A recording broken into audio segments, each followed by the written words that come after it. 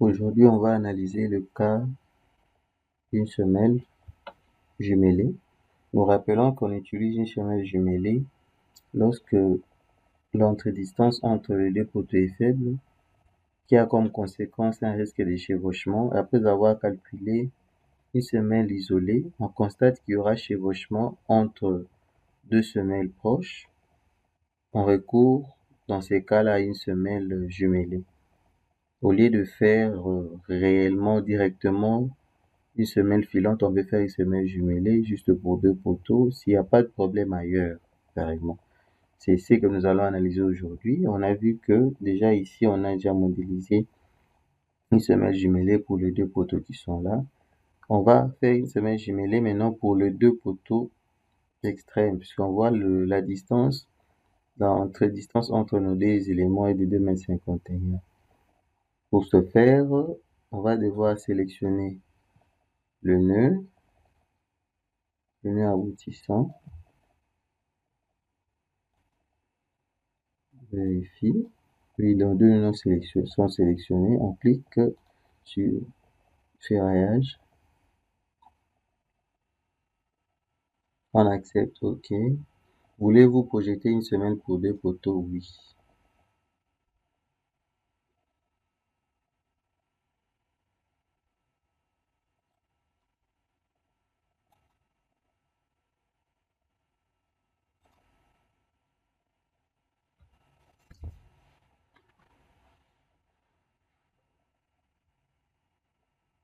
OK, nous sommes là.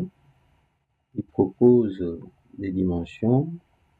A 3 mètres, B 2 mètres. On va beaucoup plus s'intéresser concernant H. Nous allons descendre à 1,50 m. OK. On a ça. Vous voyez directement, il identifie la forme semelle jumelée. Et ici, qu'est-ce qu'on voit? Ici, on peut paramétrer, choisir les excentrements de nos différents éléments. Donc, le centre étant là, on choisit les excentrements via cette boîte de dialogue. Et c'est décidé, les éléments seront excentrés de comment par rapport au centre ici. Et concernant les paramètres géométriques techniques, les types de sol,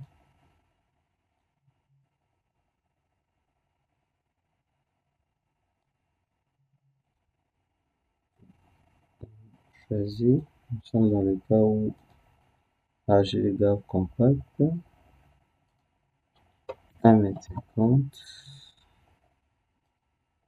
ça va.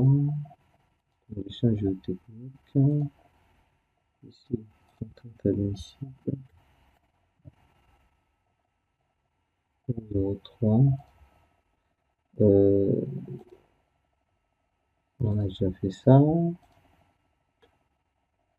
Les paramètres d'enrobage, 5 cm c'est 1, 3 c'est 2, le béton 25, l'armature longitudinale, on utilise les barres des HA 400, transversale,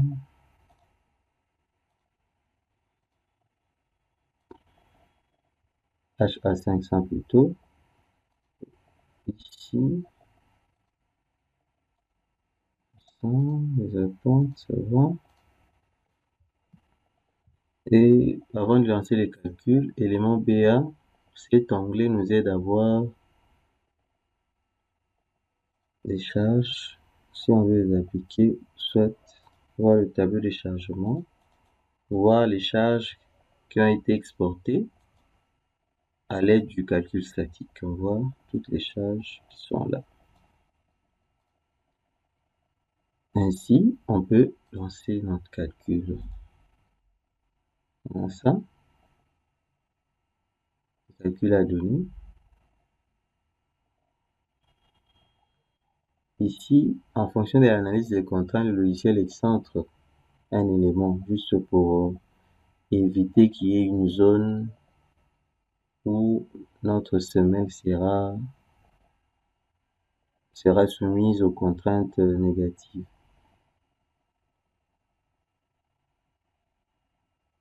On a ça. Et les dimensions retenues, 3,30 m de long, 1,80 m.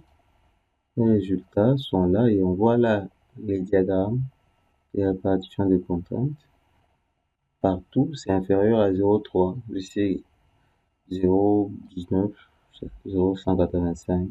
Donc, le résultat, ça va. Et on voit les différentes vérifications. Résistance au glissement, au renversement, c'est de loin supérieur à 1. Et à 1,5, c'était toujours supérieur. Et ferraillage, on voit ici la manière dont le ferraillage a été fait. Vous voyez. Là, nous avons la note de calcul spécifiant les données, la norme utilisée, les hypothèses de calcul, les chargements, les vérifications, contrainte à l'élu, à l'LS. Ceci est simple. À l'élu, il suffit de prendre la contrainte admissible divisée par 2. À l'LS, on la divise par 3. Des autres vérifications. Et à la fin, les bordereaux quantitatifs d'armature. On peut voir, nous avons là notre note, le plan d'exécution. Maintenant, on va s'intéresser, oui, il est là, pour cette semaine. Pour l'autre, on va utiliser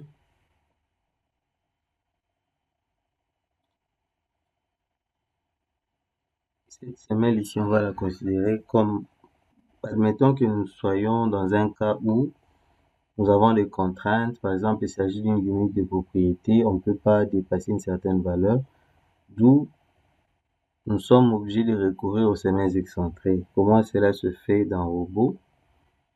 On sélectionne le nœud d'appui, toujours. On clique sur dimensionnement.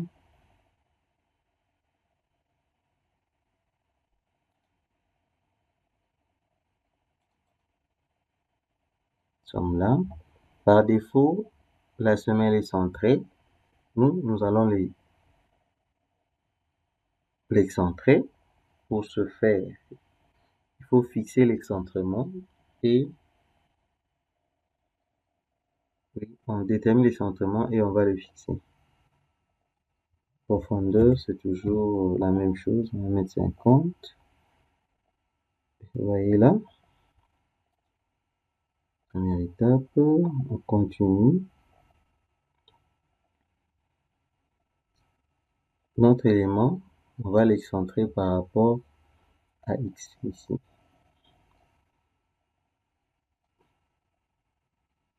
Nous avons 2 mètres de tout. Donc, par rapport à l'axe, 1 mètre 5, 1 mètre, 1 mètre de part et d'autre. On va l'excentrer. 50 par rapport à X. Vous voyez les résultats. Le sol, c'est le même type de sol, sable grave, compact, appliqué, la contrainte 0,3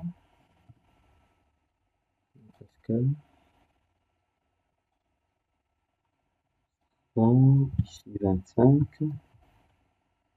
Longitudinal, on va utiliser le HA500. Transversal, la même chose.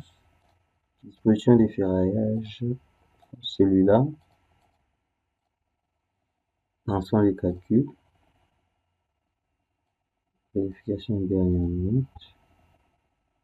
Ça va.